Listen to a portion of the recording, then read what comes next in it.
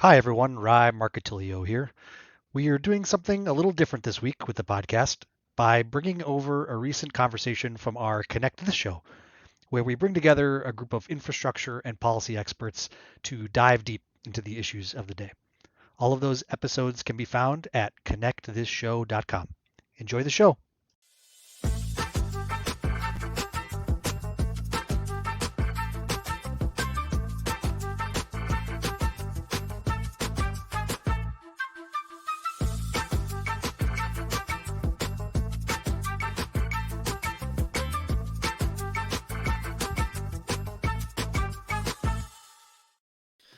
Welcome to a special episode of Connect This. You should have seen my smile when I realized 10 seconds ago what I was going to say here, because I know that Kim is going to love this. Ordinarily, we have a guest on the show, Douglas Dawson, but today we are Dougless. No Doug, Douglas. Not bad. Not bad. All right. I'm Christopher Mitchell with the Institute for Local Self-Reliance. Please do not penalize them for my lack of creativity or suaveness. Kim is with Utopia Fiber. Welcome, Kim. Thank you for being here. And I mean, I love the pity laughs the other panelists gave you, but I just gave you an eye roll. But it's good to be here, Christopher. Excellent. We have a lot of subjects to talk about today, and we're always open if people want to throw anything into the comments of what we can suggest. We got a number of suggestions on LinkedIn from Ruben, so looking forward to jumping in on some of those.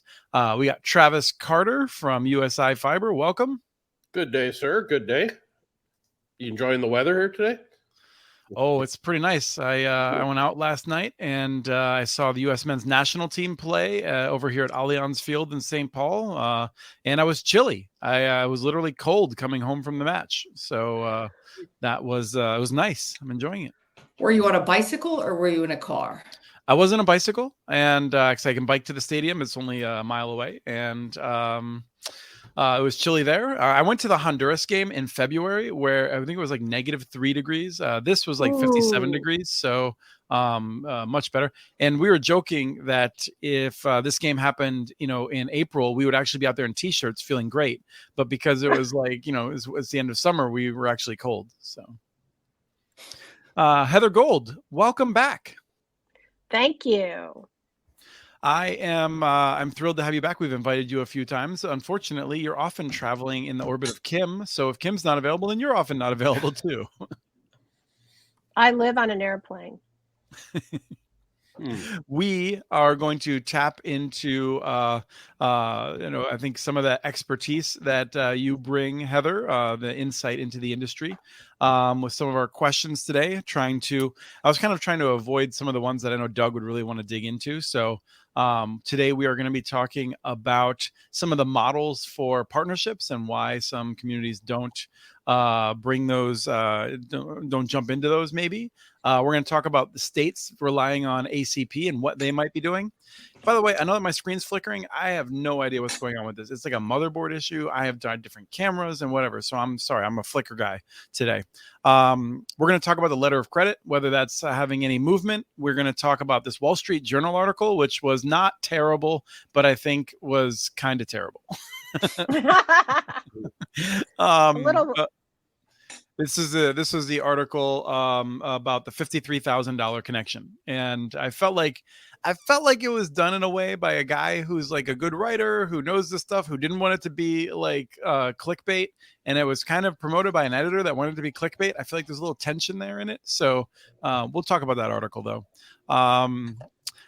There's some questions about why people don't understand the importance of having a high capacity connection and why they might be focused on other things or dismissing that. We'll talk about Commissioner Ana Gomez, FCC Commissioner. Once again, I called it right. She was put on the commission quickly. We're going to talk a little bit about AI and customer service. Pause. Once again, you were right. Yeah. Well, no. Once again, I'm saying I was right. Like I was right one time, and this is the second time I've Okay, I noticed just, that I I was just right want to that one clarify time. this. Yeah, I think the perception of people is you're right often, and I think it's 3-0 chicken wings right now. So Yeah, no, that's the case, and I think on Friday I'm gonna make good on a little bit of what I owe you. So, ooh, love it. yeah. And maybe a little bit about charter and rural stuff if there's time, but there's always room for question or comments. Juan, if you have anything you want us to say, you better be real nice about it, because I think you gave me a -1 for my Douglas joke. So big trouble there. But I wanted to dive right in. I saw a story that is pretty cool from Vermont Digger. VT Digger is it's a place I've gotten some news about Vermont over the years. So there's some independent reporting, and Vermont has these public utility districts. No, community utility districts, community union districts, communications union districts. You could get that wrong a lot of different ways, it turns out. Yeah. Maine has communications union districts. No, Vermont has communications union districts. Maine has broadband union districts. At any rate, communities get together to resolve these issues. A number of them in Vermont, these different towns working together, we're going to work with Google Fiber, and then decided that, well, I don't know if they decided, but it didn't work out with the model they wanted to with Google Fiber. And now they are working with Great Works Internet, GWI, which is a fantastic network out of Maine, been around for a long time. But it caused me to think a little bit about how much I think that this model, which I think the Huntsville model is good. I know that it's controversial among some folks. I think the West Des Moines model is really great. So I want to start by talking a little bit about that and why we don't see more cities doing it. Because I've been surprised we haven't seen more cities saying we want that Google Fiber magic and we're going to use that model. Kim, do you want to describe that model quick? Because otherwise I'm just going to keep talking and talking and talking. Yeah, I just think it's basically the city, either they put in the conduit or they put in the fiber. The private sector, which in this case is Google, will do the drop to the home and offer the services inside the home. But I have to flip the script on you, Christopher Mitchell. What if it's Google who's pulling out of some of these models, who are saying these markets might not work for us? I mean, I don't know what the case is, but I think that we're just assuming that the city pulled out. But do we know any differently on these? I think there might be a combination, but my sense is that Google has fewer of these deals than they would like to do. I think they're doing pretty well. I think they're just lower key about some of these. I think I think Google. So I mean, Google has broadly Google Fiber, to be clear, because it is. It's G Fiber now. They just rebranded. It's G Fiber. Yeah, it's G Fiber. No. Really? Yeah. Mm-hmm. Okay. Mm-hmm. Not on board. G Fiber. They have two broad models that you could put in their buckets. Like one that they just keep announcing new city after new city, is where Google comes in, they build the network, they own the network. What we haven't seen is more announcements with G Fiber where the community owns the asset, like the conduit in West Des Moines or the fiber in Huntsville, and then G Fiber commits to like a 20-year long-term lease for that, and others can use it as well. So I don't think we've seen, I think we've seen G Fiber announcing a bunch of new deals with cities, but I don't think we've seen any of these partnerships coming about recently. And so I would think, well, first of all, maybe the city, Google Fiber may not see the value in a particular city. That may be one. The economic value might not be there for them. And then Google Fiber itself, or Fiber, which somebody just posted is the G is silent, might decide that even in these Vermont, the CUDs or the PUDs, it's not enough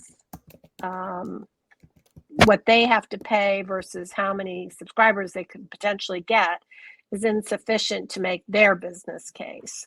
So I think, as Kim said, there's a lot of things we have to look at, like who pulled out or who doesn't want them, or, what went wrong here.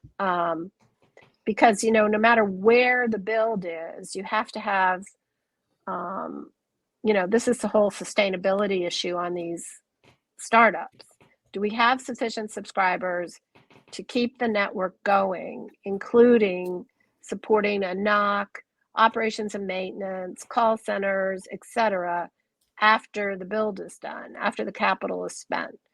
I think that's going to become an increasingly large question. But cities may not want to do the investment, even though for a lot of them, they already have it. And I think they just haven't considered that they have common duck. I think that's a big piece of it. I think cities don't want to put up as much money. And even though Google might be putting up, my sense of West Des Moines and Huntsville is that Google has put up about half of the money, usually less than half, but approaching half of the money that is needed for the capital build, and over a 20-year lease of the network. And so they're not bringing the money to the table on day one, but they are committed to a long-term lease of the assets. And I think cities are not looking to put as much skin in the game as they might have to. And I think that's a mistake. I think that's a mistake. You don't think? I think that cities realize that if they get somebody who's free, that's better than putting up their own, like, any capacity, which I disagree with, because I actually believe they should own the asset. But if you're sitting in that city council room and you're saying, I have a free option, or I have to bond for $30 million to pay for the backbone, like, it's a pretty clear answer when you're looking at it from that aspect. You have to get into the aspect of why you would want to own it, why you would want to go down this model. But somebody said to me once, and I thought this was very interesting on Google's behalf, of that if you're Google walking into these cities, they're expecting a cash cow that Google is going to come to the table and pay for everything. Yeah, and but it's not Google anymore. It's GoFiber. GoFiber. They're going to kill us for saying this, but I think that's unfair to them because of their branding on other aspects, and that they're getting this reputation in which they'll come to the city and pay for everything that the city wants and be at the city's beck and call. So I think it's a little bit of both. And Kim, they've always been honest about the steps that a city has to take to attract them. And it's like somehow that just goes over everybody's head. They don't realize the hard work that their early cities did to make it worth Google's while to come and invest. Like a Kansas City with, strong arming the Kansas City Power and Light to let them have access to the polls, single point of contract, all those preliminary things. People don't understand they have a big investment to make too. It's not just on Google's part. Travis? Well, my perspective is a little bit smaller, probably because I've only dealt with about 12 different cities in my entire fiber career, and I have only ever found one that conduit and fiber even percolated to the top 50 items on their list of priorities. I think they were even aware of it. Exactly. They always, again, from my small sample, they always look dumbfounded at the fact, like, why would we do that? Somebody, forever, the incumbents have taken care of it. And the other factor that has come up more than once is they're really nervous about disturbing the cable franchise TV revenue they get in.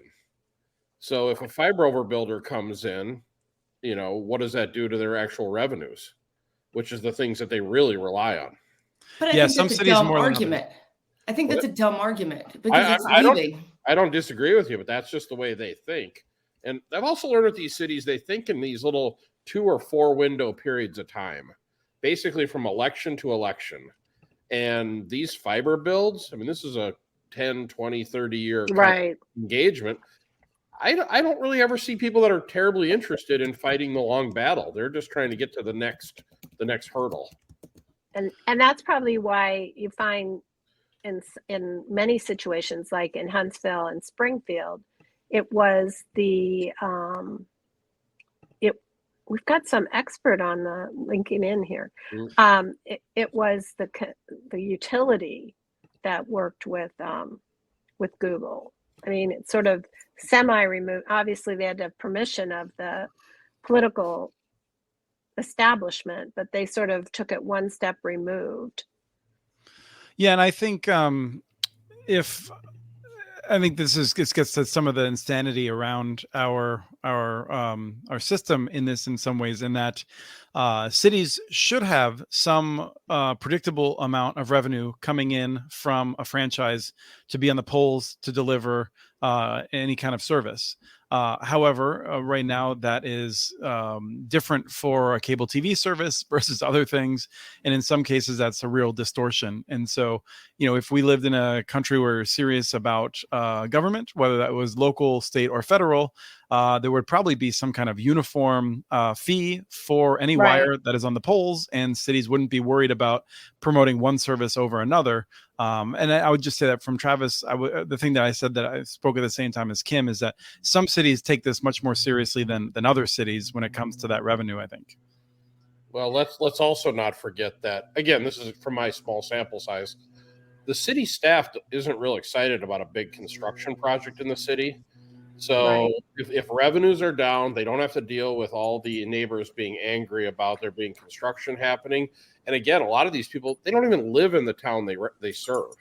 So there's not a lot of benefit to them. Wait, what do you mean, like the elected officials? Or even the staff. Oh, they're just not gung-ho about, having the whole city torn up for a year or two and their phones ringing off the hook. Franchise agreements are going down and they have to deal with it's a lot to take in for personally, not a lot of reward for them. But Travis, don't you think communities have gotten a lot more sensitive to this since the pandemic? I mean, that I would have said you're right pre-pandemic, but I'm a little surprised that you think that that's still the attitude, the sort of, it's not worth the aggravation. Well, the only thing that's cool, that's interesting about the pandemic is it's a really good opportunity to talk about this stuff. But I feel there's a big bridge between talking about it and actually executing. Well, I think it goes back to education. I think, Heather, that you're right. And I think that, Travis, you're right. I think that cities think that they need this, but once they get into the weeds of looking at all of the dynamics that come along with undertaking a project like this, it becomes overwhelming. And then the private sector, big telcos come in and say, we're going to solve your problems.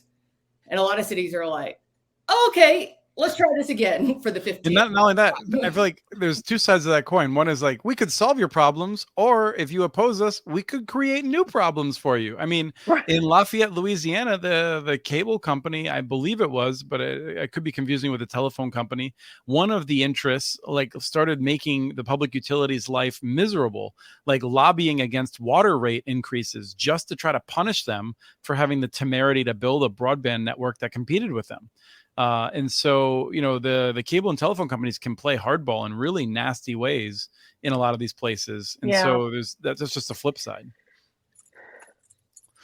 So there's a lot more that I think we could dig in on that, but I think it provides a lot of context. And I didn't spell this out, but we had our LinkedIn user did note. So if people weren't familiar with this, the franchise payments for cable are typically only for the cable service, the linear cable television service, not for other services like home burglary stuff, not for television. I'm sorry, not for telephone or for broadband.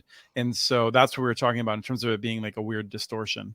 I want to talk, I think this probably won't be one more quick element there that I think is key to this is the other thing I hear commonly when we talk to these cities is, where am I going to get the budget to hire the people to manage this? They don't, I hear this constantly. We don't even have staff to manage the projects we have. So I'll leave it. Right. But that's where you can get a company like a Google to help you do that. I mean, if they're going to want to ride that network and use it as their own, they might be willing to come in and help you with those telco type of issues. Yeah. And I do think that's the case. I think, if I was to make the case, and I think, Roger, Kim's boss would probably be, angry at us not talking about more detail about whether the GovFiber arrangement is good or not for cities. I happen to think it's fairly reasonable for a city that finds one lessor of the network, one entity that leases the network, that pays a lot of the cost. In the case of the West Des Moines, Mediacom is now on it. There might be another one, and so the city has a fiber network that they can use for smart city almost anywhere in the city, and they're paying a pretty small portion of that. And so I think the problem is what Kim had said in part, was cities don't want to bring that money up front, even if after 3 or 4 years, they'll be shouldering very little of the cost. No, I would agree. But I think that Rogers, when he's criticized these models is, and I haven't heard it in a while, so I'll preface that, is that they're open access. He would say that they're not open access because, and we talked about this pre-show, is we, like at Utopia Fiber, our DMARC is inside the house at the ONT.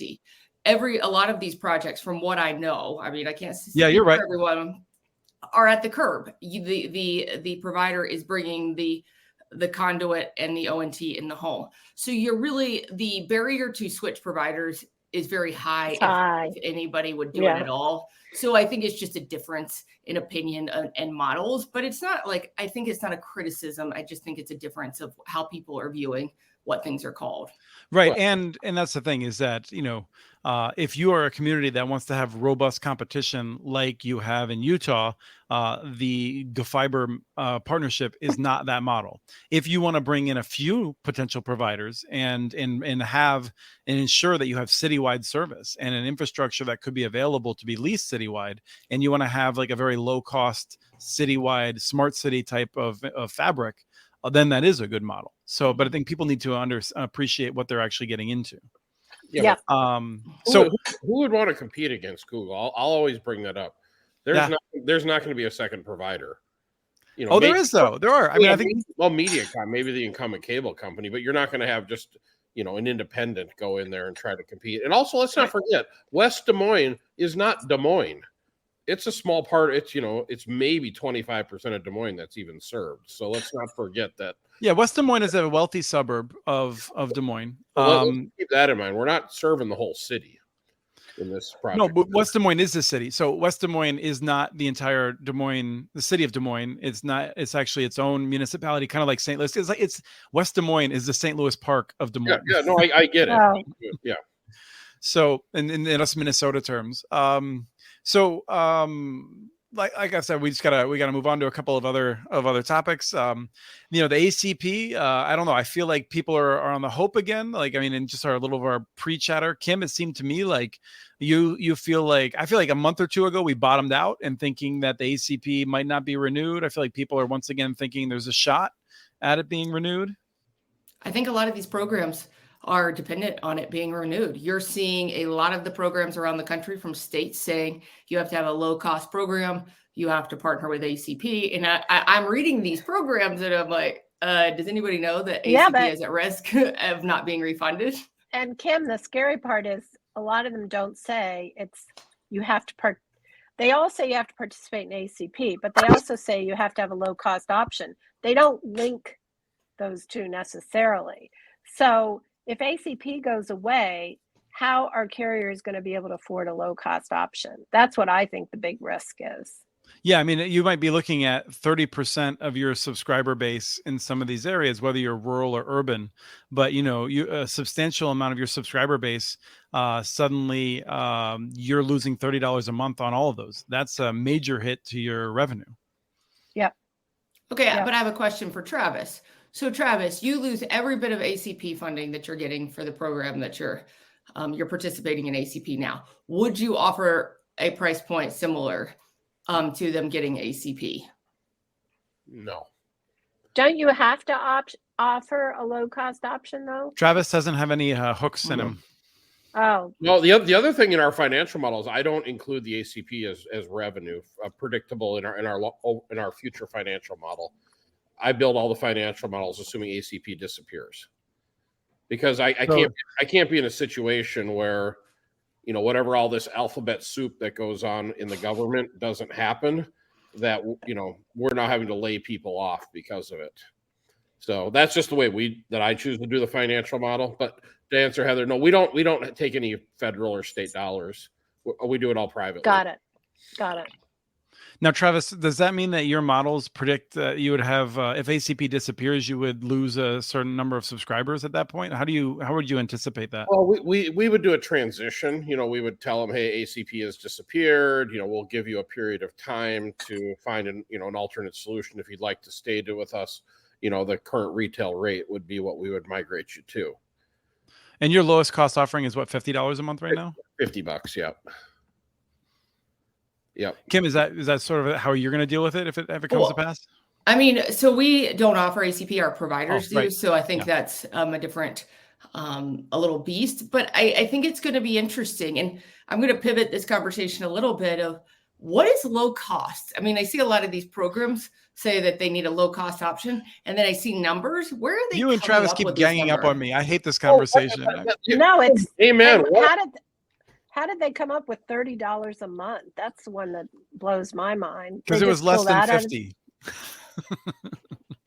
I mean, at a certain point they could have said like, oh, we have this sophisticated argument. They picked a number. It's politics. They picked a number in the middle that would work for them. Yep. No, you're right. In its round. They don't seem to have a low cost property tax model we can sign up for, do they? Because that doesn't ever go down, but internet gets slammed on. I mean, I do think we can talk more about this question about what is low cost, but in the past, I would say it ranges between $0 and $30 a month, with a concentration around $10 to $15 a month is the assumption. However, there are a bunch of things baked into that, and people who people who have very low incomes often are able to afford cigarettes and other things that they prioritize. This often comes up, and it's kind of an ugly conversation in some ways, because I don't think many of us like to be in a position where we're telling other people how to run their budgets. At least, for a more libertarian spirit like myself, I'm deeply uncomfortable with like those sorts of discussions. You're a libertarian. Who knew, Chris? I have a libertarian spirit. I love that we have our little commenter is LinkedIn user, doesn't even really want to show his name or her name that they're watching this. Very anonymous. I love it. Well, no, the goal is that we figure out who it is by the end of the show. So we have lots of different topics, and this person will kekeep commenting, and then we'll guess what it is. The $100, that kind of sounds a little Doug-ish, doesn't it? So. Okay, so the other piece of the story, ACP being renewed, but like a bunch of states, their entire plan of how to deal with this is basically to rely on the ACP. Now that said, it's Ruben. That said, we have seen a bunch of states, and a bunch is probably the wrong word. Some states have been willing to step up, and they have a lifeline, their own state lifeline program through USF. They may, like Alabama, used its like CARES Act money as a subsidy to folks, and so states could subsidize people if the ACP disappears. But I haven't seen many states suggesting that they're thinking about that. They're just hoping that the federal government will solve this problem for them. But should they? I mean, come on. Should states have to plan for the federal government not to renew a program? I think that's a waste of resources and government at its finest. Oh, just in case this is not going to do, we need to have a contingency plan. Like, why don't we just work together? I mean, how different is that than all the people that fell off Medicare, Medicaid when the pandemic was officially declared? I mean, if you think broadband is as important as healthcare, which, more and more people do, then they do see a role for the federal government. I think there is a role for the federal government. I just don't think the states should have to wait for the federal government to fail and have backup plans for the federal government to fail. I think the federal government should. Where I come into it, I think, is that as a frustration that I feel like the states aren't doing enough to have a working market where there is actually some competition and the right incentives to be building in different areas. And so I think the states should be having a role in this, but I feel like they're kind of just like, they keep looking to the federal government and saying, bail us out, rather than actually digging in and doing the potentially unpopular work of upsetting the cable and telephone companies. But it's hard to see how you're going to incent a competitive offering if it's based on government fund. I mean, in small rural areas, if you're lucky to have enough funding for one carrier, right? Right, but this is where, I mean, I feel like some of the discussions we've had before, and this is where you could try to tease me into a rant, Travis, but I'm going to resist, which is that the states shouldn't be just tossing money at Charter Spectrum and AT&T. They should be learning from hundreds of years of infrastructure that the way to build the rural stuff is to have these cooperatives that have an incentive to be financially sustainable, rather than using their political power in the state capital to just pull more taxpayer dollars out of our wallets. And I just don't see many states doing that. Yeah, but have you looked at the maps? I mean, it looks like Swiss cheese. How would you build a financial model filling in the holes in Swiss cheese? You just can't. The question is whether the cheese parts around the holes is actually well served, or if that would also be an area where a co-op could get 50, 60, 70% take rate. Because I think a lot of those areas might be, if you go out to rural Minnesota and you find some spot where Charter or Comcast operates, that's not their best plant. It's not what I'm getting here. Well, what's the definition? What's the definition of served? Well, I go ahead. I mean, Chris, you can answer this, but I have a different take on this. I was at Fiber Connect a couple weeks ago, and I was talking to a state official in this lovely United States, and he asked me directly. He goes, "Well, I'm hearing that some carriers won't even build to some of these areas, even if we pay for all the costs." And I'm like, "Oh, that's absolutely false, but that's the incumbents and the local providers who are telling you that, so you don't give any money to anybody who can challenge what is happening." So even if the states are saying we want to bring competitive options, they're hearing from these local minorities and very loud saying, "Oh, just give it to us because nobody else is going to do it. Right. And we're already here. So don't worry about it." So it's a lot. It's not just that they don't. I think that there's a lot of obstacles that go in between that as well. And actually what I would say, guys, is that brings up my big issue, which is clustering for economic sustainability, which is putting together grant areas, even if they're served by different entities, communities, private, whatever, and having them awarded at the same time so they can go out for common contracting, common O&M, so that somehow it's enough of an area to make it scalable for vendors that are coming in to serve you. Because I'm really worried about the sustainability issue, and also making it feasible for companies that will qualify under BEAD to be able to serve the area, because you won't have, Heather, you're not going to do towns of 2,000. No, but I think what I would expect to see, based on Travis's ever-present question of who's going to go after this money, is that it's almost entirely going to be ISPs that are already in the region who are extending. To me, I think way too much of this is effectively going to be a line extension program rather than a cohesive new network that will actually meet the needs of users. But this brings to my biggest point, and maybe Travis will agree, but why are we giving public money to private entities to help increase their valuation and what the shareholders want? If it is public money and it's why aren't we saying that state should own it and allow these providers to use it? I think it's a different conversation. That's just my belief of, if it's public money, then it should be a highway, not just a one lane that one provider gets to use. Yeah, no, I agree with you. We lost the political fight. Yeah, we lose a lot of political fights, Chris. Us hippies are everywhere. I took a shower today. Don't throw me in with that group.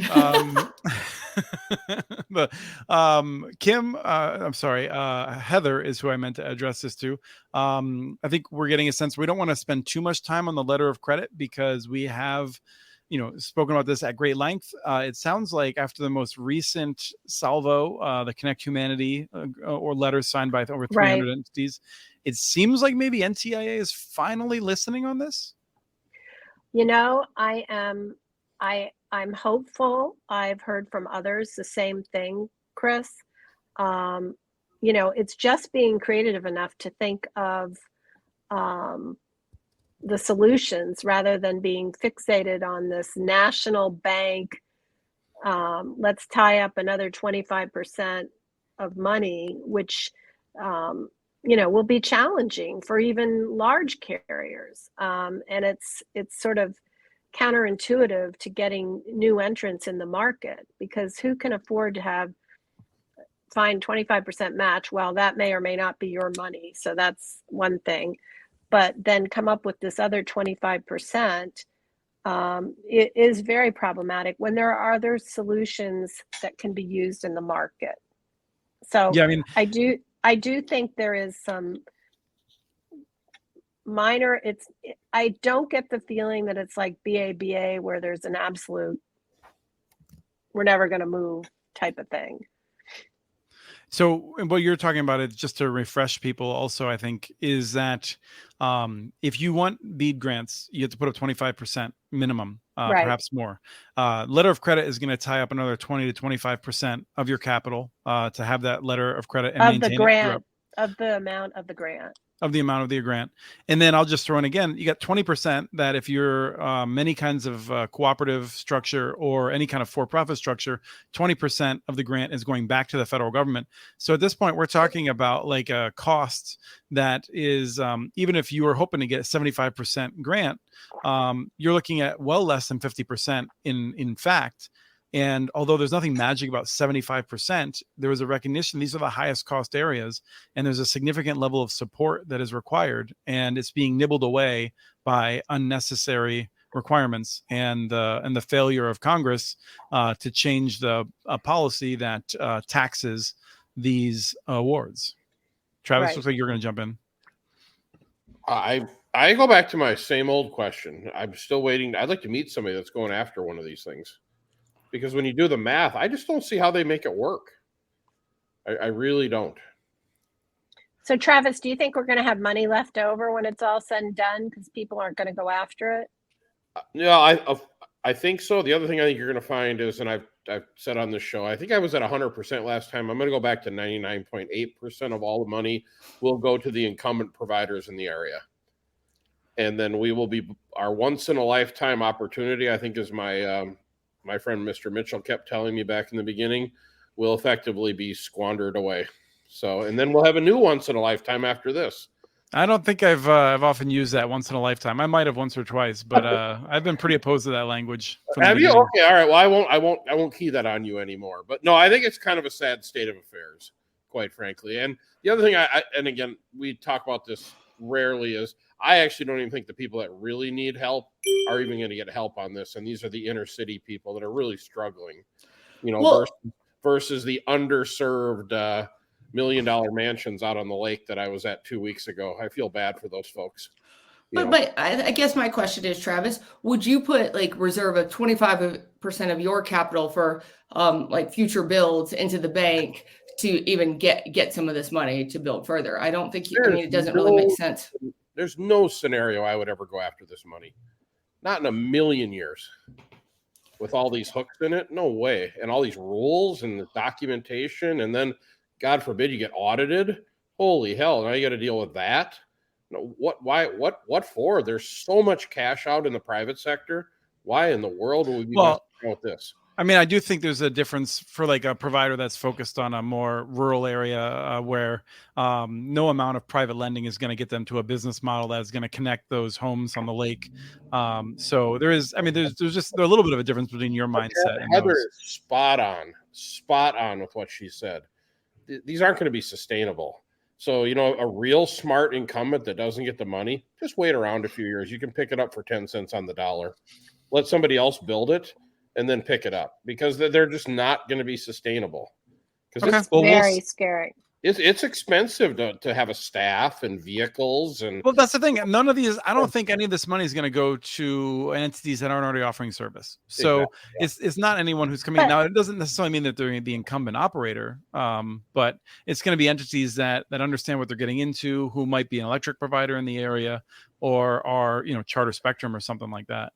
But there are entities who are building rural now that would like to be involved in further rural build out that aren't necessarily neighboring. and they're going to have to do an analysis of how to make this sustainable. Yeah, I mean, I don't know if Alan Fitzpatrick is watching, but I'm curious. Open Broadband operates in a bunch of different areas. Presumably, they're looking around at different thoughts where they want to go after this. I'd be curious what they're thinking about it. So, Alan, if you want to come on a future show and have a duel with Travis about why it makes sense to go after this money, or if you just want to have a pat on the back fest where you agree that you're not, I'd be curious. Because that's who I think Heather was just describing, an ISP like that. Well, Heather, who do you think actually builds and operates a sustainable network off of all these dollars? What's your opinion?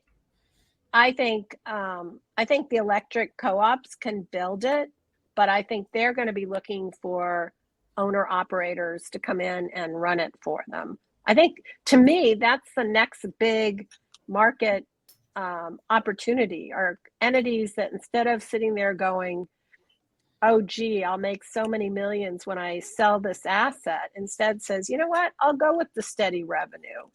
And I'll come in and run a network and put together a consolidated O&M plan or a NOC or a call center and serve a whole bunch of smaller towns in an area. I mean, maybe a whole Vermont CUD or PUD, so that, it makes economic sense. The community still owns and controls its asset, which is what I think they really want at the end of the day. I don't think they want to do a telco. I don't think they want to run a telco network. Do you, Kim? I don't think most of them want to, but I think they do. They do want to feel like they're controlling their destiny. I think that's exactly right. I think that's what they should want. And I think, Heather, that's what we want to see. I do feel like I wish more agreed with what you're describing. Many of them, I think, just don't want to do anything. I think you're seeing them. I think, Chris, you're wrong there. I think a lot of them are seeing that they want to control their destiny, just because they've been promised. We were in Columbus, and we heard it in Columbus, where these towns, in South, what part goes into Virginia? Southeast, in Appalachia. Yeah. Southeast. And they're just they're tired of being screwed over by the man. And so they don't want to give up control of their assets anymore. And so, but how can they keep control of the asset, but not be on the hook to run a telco? I mean, that's hard work to run a telco. How long, Heather, how long do you think of an agreement the city would sign with a operator? Because that's the part we've always found so frustrating is the current administration, they're your champions. You put it in, you operate, you're working just fine. They run a bad campaign, get booted out. The new person comes in, and now you're a pariah. No, I think you have to have 10 to 20 years. Okay. I mean, yeah. I think you have to be reasonable, because remember, these people aren't getting the big bang at the end like you might if you decide to sell out. I mean, you've got to have some sort of economic justification for having somebody go with the steady revenue versus try to get the big bang at the end. This is one of the reasons why we've seen an effort to involve pension funds, because they need that long-term steady revenue. And I feel like I was hoping that we would see more of that today than we have. But there's one source of private capital that would like that steady return. Well, let's ask Kim. Yeah. So, Kim, electric co-op comes to you, city of 5,000 people or whatever, that they're willing to build out the infrastructure.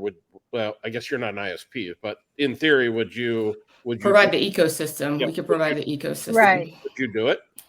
I mean, I think it just all depends on at the dollars and cents, right? I think it depends it goes back to what you said, the sustainability of it. Does it make sense for us to have a staff there to manage it?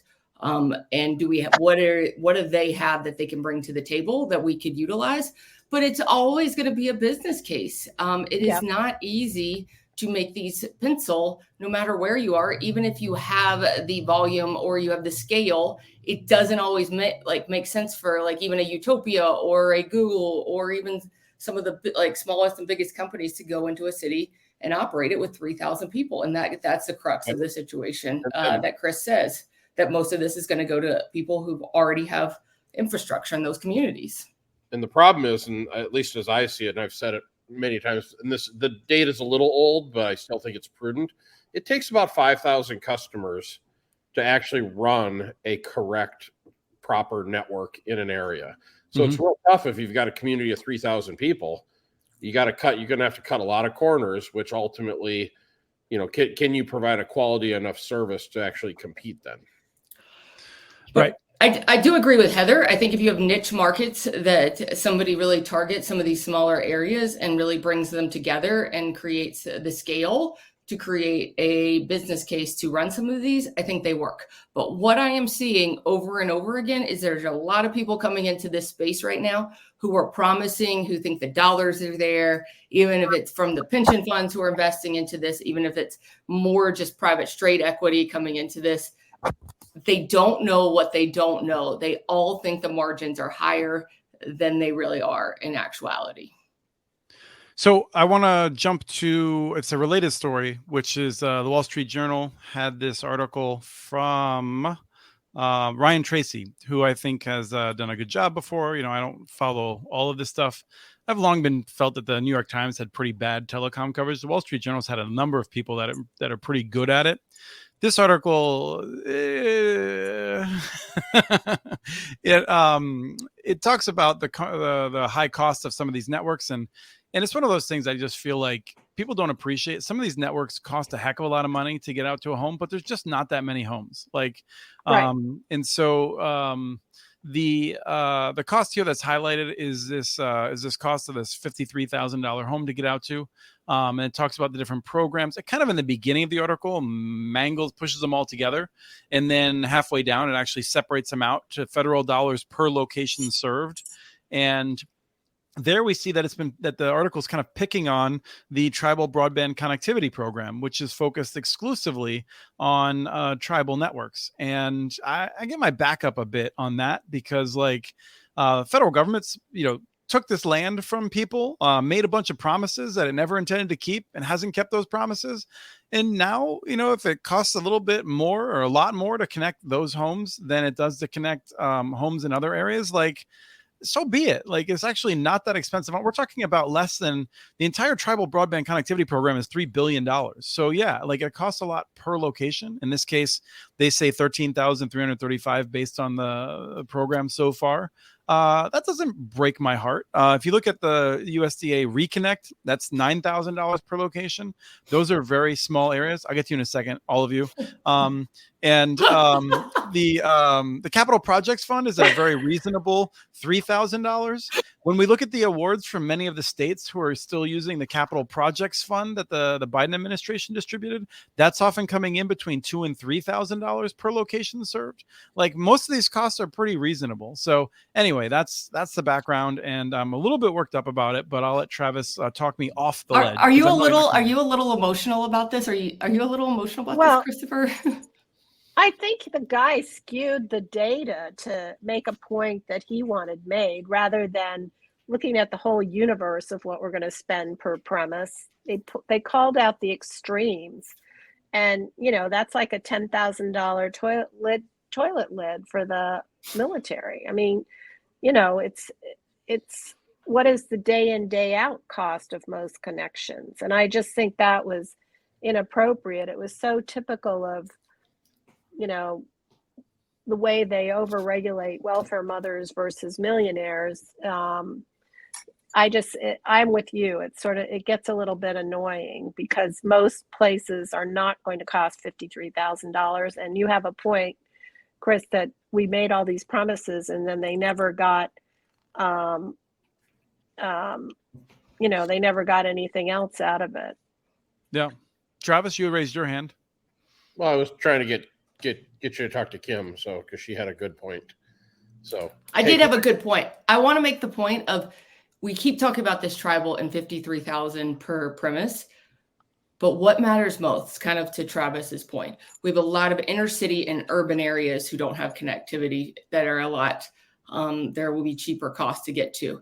So yeah. I think it's in those areas parts. You're talking about $150, $200 per premise. But they're still not getting to those either. So you have these 53 and you have the cheaper. So I think we need to bookend that both of these matter, and we're only talking about one. And we keep going down this path of only rural and these high costs.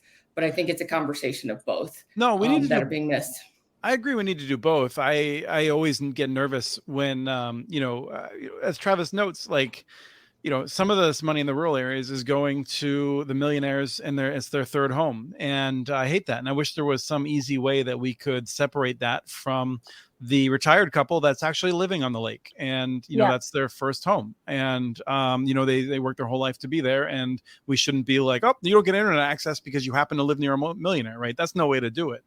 But I get nervous when we start using that as a justification then, because there are people out there who will say like, oh, it costs too much in rural areas and the people that live in the cities aren't deserving. We shouldn't spend any of this money. And in reality, like we are losing money right now in all of the homes who are not connected. Like the amount, it doesn't always come out obviously, right? It's not that like there's an obvious check necessarily, but kids that don't have educational opportunities, whether they are in the city or whether they are in a rural area, they are going to cost more money for all of us moving forward, for social services, crime statistics, whatever, lost productivity, whatever, however you want to look at it. And so we are losing money right now in healthcare. We're paying for Medicare, Medicaid, and a variety of other programs where we are overpaying for services because nobody can count on using telehealth at home, right? Like that whole market of telehealth is not developed the way it should because there's no expectation that most people have a connection that could actually support it. So like there's all these ways in which like we are losing money right now by not solving this problem. And it just drives me nuts when we focus instead on the fact that there's one home where it's $53,000. And you know what? That home, like probably most of that cost is like the fact that the tribe lives 20 miles away from something and they have to build this connection through, federal land or something like that. And it's very high cost. So, that's a lot of things. It's a lot of things. I just want to let you know that Doug is not here and we got a rant. We just got a rant. We're really excited about that. But I think, Chris, you're making a good point that my whole thing when I saw this was they're focused on the wrong thing. I mean, they took a random data point to make a point that was not conclusive, Don't they do that every day, Heather? I mean, let's be honest. I know. That's what the news is. I mean, the fact that I read the Wall Street Journal that day was only because someone called it to my attention. Yeah, like not all of us agree with all the comments, but I just wanted to share. I mean, there's a lot of, I think, sentiment out there that there are ways of dealing with this, billions of dollars is real money, but at the same time, the missing out on years of opportunity and making sure that people have fulfilling lives. The point of the federal government is supposed to be resolving a lot of these kinds of issues and should be doing a better job of it. Travis, anything you want to say on this before we move on? I'm disappointed in myself because when we started out this whole BEAD program, I had high hopes. I mean, I was only in the 92%. I was like, what are your high hopes, Travis? Now it's virtually 100. If I had to do it over again, I would have put more support behind the WISPs, actually. I think they could have done a lot of smaller businesses, family-owned businesses, could have done some good work out in these extremely rural areas. And I agree with you, Travis. Let me just ask you about this though, because like again, it's not perfect, right? There's a bunch of WISPs, and some of these folks, they're just going to do the bare minimum. There's a bunch of WISPs that are going to do far more. They're going to do a great job, but there's a fair amount of these, and then some of the ones like that Wall Street is consolidating are in private equity. Like they're going to do the bare minimum, and so even if we had gone down that path, we'd also be talking about the waste and missed opportunities, I think.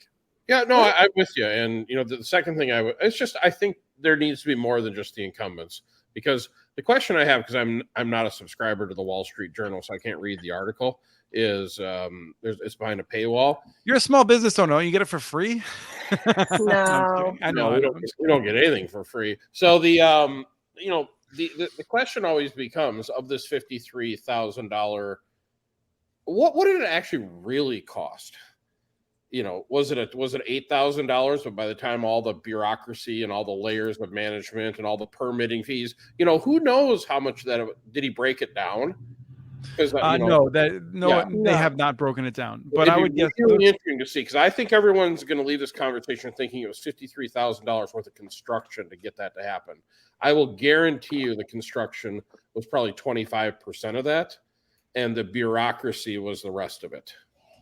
So I would love to dig more into that if we can, because I think it leaves people with a misguided perception that what are the real costs to build these networks versus what the costs are by the time you add all these expenses and, you know, all these engineering studies and feasibility studies and all the other jazz. Environmental review. Yeah. You know, permitting, etc.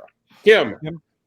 Okay, I have a question. Like, we keep talking about they are hitting these areas, but like the incumbents are only going to take the money, or the WISP should take the money, and there's bad WISP and there's good. All these people are good and bad. What if we started measuring customer experience from these customers and what quality means from the customer side when we're allocating some of this money? And how do we measure that? Because if the customer experience is good in some of these rural telecoms, I think they deserve the money. But yes, I agree with you, Chris. There's a lot of crappy rural telcos who are doing the bare minimum, and they're a monopoly, so they have no like desire to change anything.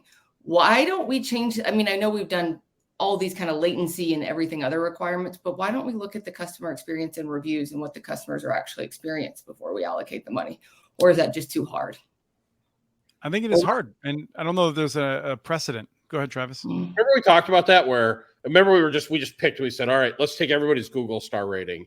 And if you have a 4+ rating, your barrier of entry is almost zero.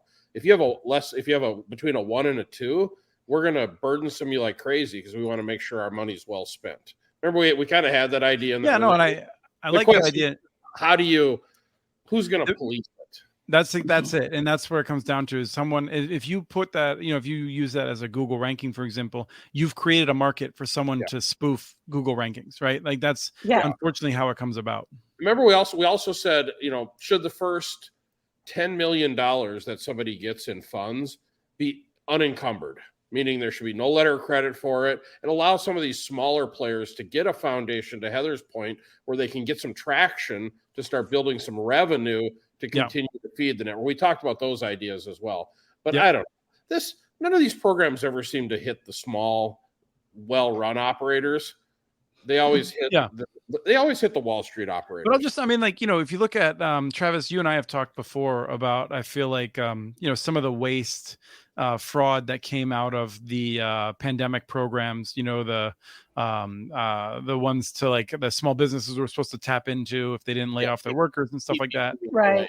Yeah. And I think it's worth noting, like, those were programs that I think, like you said, were just aimed to try to be like, all right, let's just try to like get this money out to people that are doing the work. And the problem is it's amazing how fast the scammers come out and how bad the legal system is at dealing with them. But I have warmed up to your idea or your statement a little bit, where you said, well, if there's only 20% waste, it's probably a successful program. I thought you were insane having that conversation in the beginning in episode 2, but by now you're kind of right. You're like, damn, if we can just get a lot of the money working well, it's better than in a lot of cases what's happening right now. So and Heather, I think you got something that you want to jump in. I just want to say, I've said a couple of times, I've wanted to say this, like, I think there's an assumption that we are worse off now, like our government programs are worse now than they used to be. There's always been this issue, and I think we're doing about average. Like, we might be doing worse in some areas and we're doing better in some other areas, but like, I don't think it's the case that like current government is particularly worse at this sort of thing. This is a perennial problem. Go ahead, Heather. Well, I was going to say 20. I'd be happy if we got 50% to the people that really need it. So, let's also not forget that we haven't even mentioned the biggest problem that's going to encumber these networks from being built. The current interest rate on the debt market is just, in the last year, it is just, it's insane.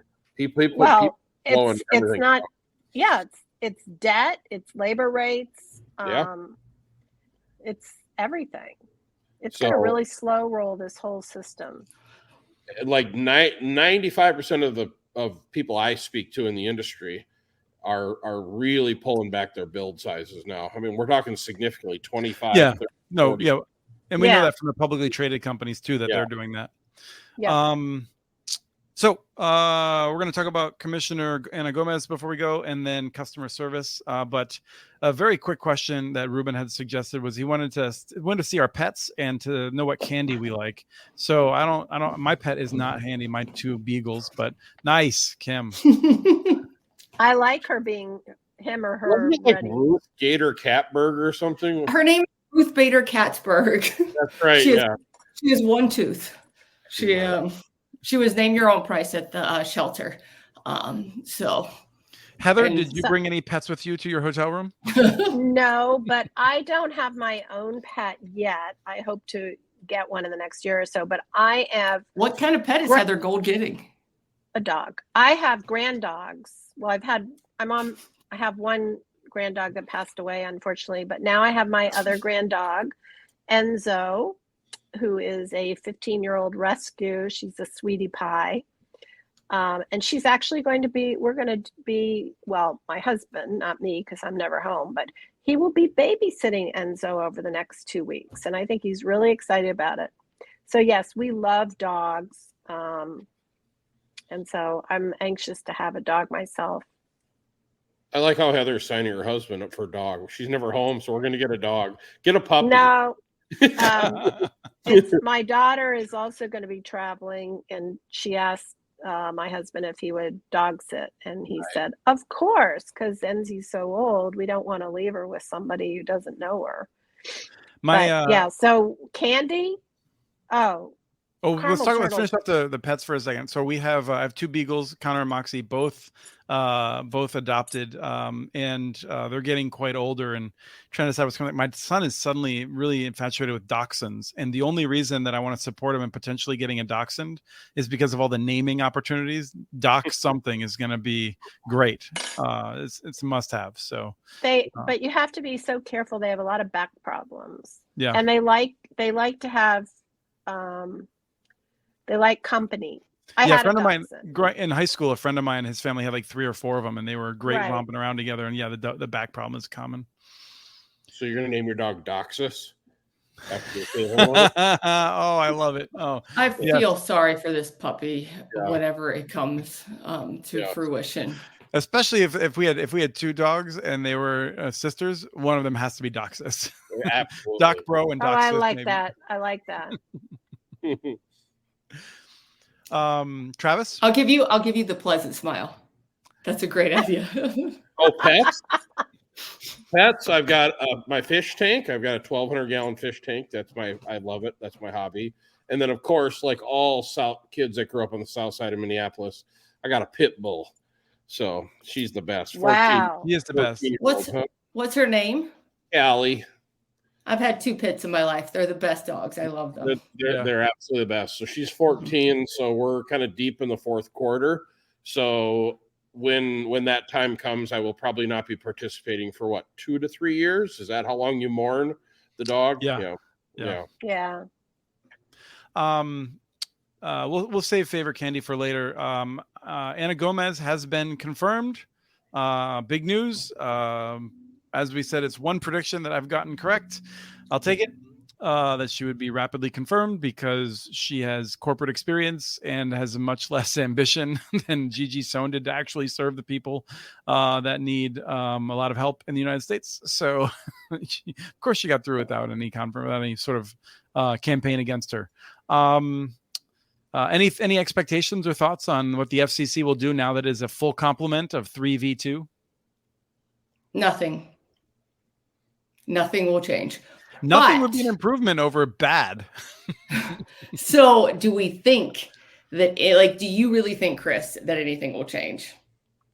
I do think some things will change. Yeah. I think some of the folks are trying to be strategic. I think everyone's recognized that the FCC is poorly run, is a shadow of what it should be. And I think some people, rather than just saying, let's give more authority to the FCC, are trying to be more strategic in how the FCC could get some stuff in that, even if it itself wasn't policing, might allow others to be effective through data collection or things like that. I don't know. So I have hope. I have to have hope. So I do. What would we even want? Do we feel like we've been missing out on something? Well, 100 over 100 would be great. 1 gig, Heather. Let's go bigger. Let's go 1 gig symmetrical. So you're talking about the definition of broadband? Yep. Yeah. Come on. Let's just start and be realistic. Don't use the 704 report to pat yourself on the back when nothing's happened. Thank you for no. That's The the data 706 collection. report uses the 477 data. 706. Thank Yeah. you. The 706 report should not be used to pat yourself on the back when nothing's improved. Right. I mean, Travis, in response to your question, like, I mean, what would we really want realistically? Like, I would say a process to have a real data collection is still something that should be done. The FCC. Yeah, they could. You're right, could, Chris. They could do non-disclosure so they can get the real information. They could just say, you know what, like, we had to act quickly. We acted quickly. Now we are going to engage in this other process. And in 3 years, we will have data that will be accurate and actionable. I don't think they're going to do that. I don't think there's even a chance of it, but they could. So to Heather's point, so we get better data to continue to propagate 25 by 3. Well, no, 25 by 3 is pretty much out the window. It's going to be 120. That's going to be the new broadband definition shortly. I'm not going to bet wings on it, but I believe that strongly. we better not overshoot, huh? Okay, because you're 0 for 3. Well, we'll get past 120 as soon as Comcast and Charter have rolled out DOCSIS 4. The definition of broadband is set by what the cable lobbyists will accept. That's the way it works. I think it's the wireless lobbyists that are setting it. Nobody listens to the wireless lobbyists, I don't think. Are you sure? Okay. All right. It sure seems fishy to me. So, do you think that the FCC is embarrassed because NTIA is getting a lot more credibility and recognition for all they've done, and the FCC has kind of been on their coattails a little bit during this whole process, or do you not agree with that? I think they should be embarrassed, but I don't think they are. Heather, have you gotten any impression that they recognize how bad they're doing? I haven't been in interaction with the FCC in a long time, so I don't want to say one way or the other, but to me, it sounds like it's not on the current administration. It wasn't on their watch that the dissatisfaction with the FCC came up. So I certainly wouldn't want to point blame. I mean, I think RDOF was such a disaster that RDOF was bad. But if I'd spent my career talking about the homework gap and being so proud that I invented that term, I think I might have done a lot more to try to deal with that over my term. But I know, but there wasn't until she had 5 commissioners. She really didn't have, they weren't going to be able to do anything. So maybe I just imagine, this is political leadership, like, oh no, like everything didn't go my way. Well, like, welcome to being in a position of power. Like, that's what happens. I know, but look at what's going on down the street there. So to your question, is Rosa Morsel to blame for any of this that has happened, or is this just something that's been going on for years that we're just continuing down this pathway? I wouldn't want to blame her for anything. I mean, I think there was just a perception after RDOF that didn't work. And if we're going to give all this money to rural broadband, we had to try something new. Right. And I do want to know, for people who, I think are watching the show and don't always know all of these people involved and whatnot, like, Kim, Travis, and I have almost zero expertise on the FCC, what's really going on inside that room and things like that. Heather has more, but even so, Heather's not like one of the criminologist types that are spending a lot of time on this. My information is dated. I'm more involved in the business aspects of broadband deployment today and less in wrangling over regulatory niceties. Right. But I mean, to just give you a sense, the FCC is about to give out FCC data is going to be used in how to give out tens of billions of dollars, and millions of homes are not eligible. Maybe hundreds of thousands of homes, maybe more than 1 million. I don't know exactly what the range is, but a significant number of homes are not eligible because wireless companies, the big wireless companies in particular, have said we can serve anyone in this radius. Right? We talked about this on previous shows. I've talked about it on Community Broadband Bits podcast. They say there's a big circle and we could serve any home within here with a high quality service. And the FCC hasn't bothered to say, well, can you serve every home? To which the answer is no. And the wireless companies would probably even be honest about it. But the FCC hasn't even bothered to answer the question or ask the question. And so I look at this stuff and I just think it's not serious. And you can point to the previous administration and you can point to the Obama administrations who also failed to get a lot of needed things done. But the simple fact is the FCC is not getting the job done. And it's really embarrassing right now. Well, it leads me to my question then. What would we want them to do? Is it basically better data? Is that what we really need out of them? I think a bedrock. I mean, you look at like what do government agencies do in my opinion, you look at like NOAA and like they do a ton of things that are important. But one of the things that they do is they provide the baseline data that entire industries depend upon to know what the weather is going to do, right? I mean, people don't appreciate this when you ask, what does government do? Well, if you have a forecast app that you use, or you want to know why like we don't have like massive die-offs of crops in different areas, it's often because of government data that is accurate and allows industry to plan and do things. So, And it is just embarrassing the level of data we have on this industry, which is a key input for nearly all of our economy at this point. let me ask you this. So we're now the FCC commissioners. Mitchell, you can be the leader. Okay? And Heather, Kim, and I, we sit on the little board or whatever. How are we going to do that? A lot of that data is guarded by all the ISPs. How are we going to get them to realistically dump realistic data? Let me just throw out one idea, and I think it's a very good question you're asking, Travis. I'm curious what Kim and Heather have to say. My first is I don't think these companies are as worried about the data as they claim or other people are afraid of. Fundamentally, their competitors know this data, and so where do they serve today? At what speeds? And there's a penalty if they significantly overstate their coverage. At that point, I think we have much better data. It's not perfect, but it's much more in that direction. But I think it's really complicated. And I don't think these ISPs are really trying to always be so deceitful. Just for an example, inside of Team Utopia yesterday, we have a term called orderable, and then we have a term called available. Well, orderable means that they can sign up today. Available means they might have to do a small little, maybe a block build. And so it's very convoluted of what do they want and how do they want the data to be. Right. And because some of these ISPs might not be really trying to hide anything, their data from years of doing this might not be to the best quality that it should be. Right. And this is where Travis's question of realistically what can be done. To be clear, one of the reasons the FCC doesn't ask better questions is because if they want to change a form, they have to go through a hellacious multi-agency process to get that approved. And this is one of the things that a recent book, I think it's called Recode America or Recoding America by Jennifer Polka, wonderful book. I think I plugged it before. She talks about this.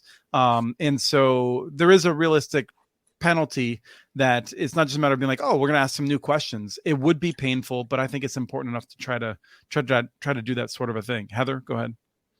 No, I don't disagree with you. I don't know if the institutional will is there. Is that what you're trying to say? Well, I just, I don't know. It's always easy to be, what do they call it, an armchair quarterback, and we can sit here and go, they're not doing this, they're not doing that. But I like to put myself in the position of saying, okay, they magically put us in charge. What are we going to do to make it a better situation? And I don't know. I think it would be a very challenging situation. I think that the FCC, right or wrong, relying on the states is probably the right answer. The states know better than the feds do what's going on in each individual area. And a lot of states are and a lot of states are doing that. Yeah. They're doing their own mapping and they're flexing their muscles now. Some aren't doing great, but they will get better at it. It wasn't the FCC's decision, by the way. It was Congress's decision to take it away from the FCC because the FCC was doing so poorly. But Travis, I do think, you asked the good question. What would I do if I was there? But let's also remind ourselves, the FCC, it's not a matter of like, the proper question would be, what if we had 10 years of training of understanding how this stuff worked, and then we were in that position? The people that go to the FCC are not random people who are plucked out of nowhere. And so it is a little bit harder to answer because anyone who's at the commission would have spent years preparing for it. But I think I understand that. But if we stood in front of the FCC and said, if they called us all in, they said, hey, we saw your episode 80. Come to Washington and talk to us. Hell, I wouldn't know what I would want from them.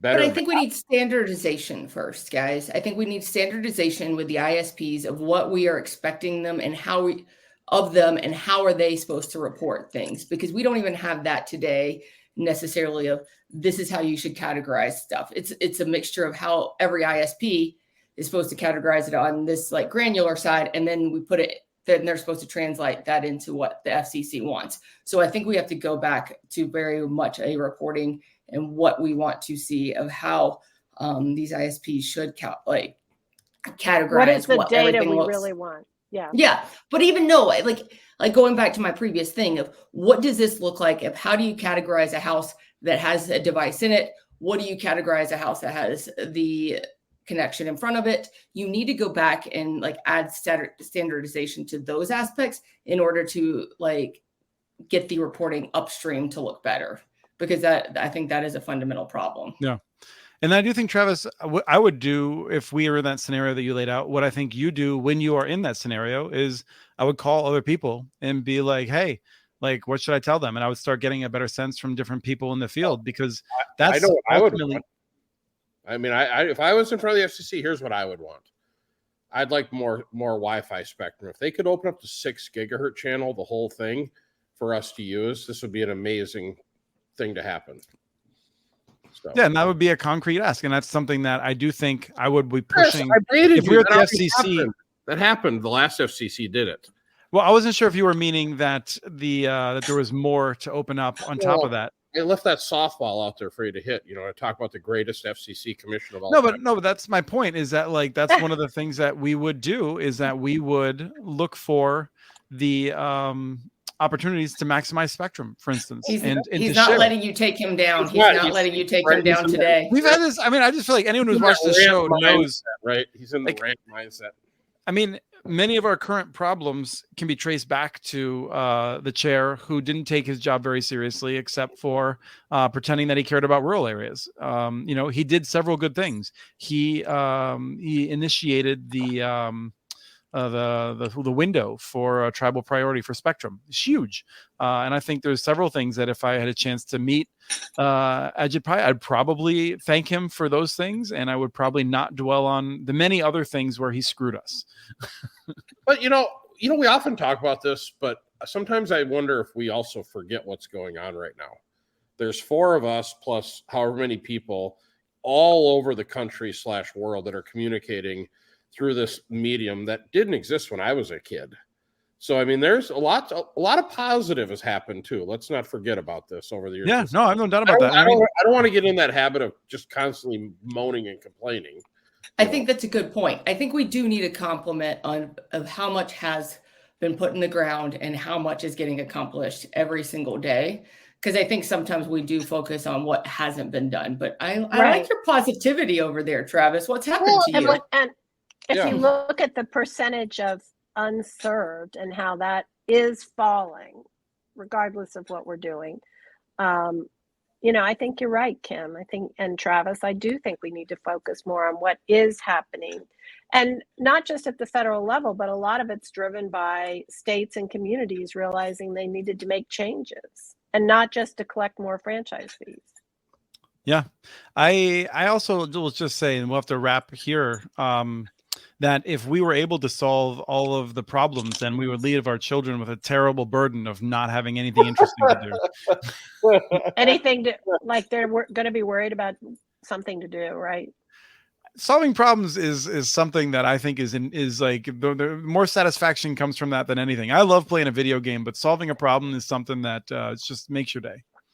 Toronto radios for everyone. There you go. Yeah. And I don't think my cat really is concerned about having a problem to focus on when I pass. So, but thank you, Chris.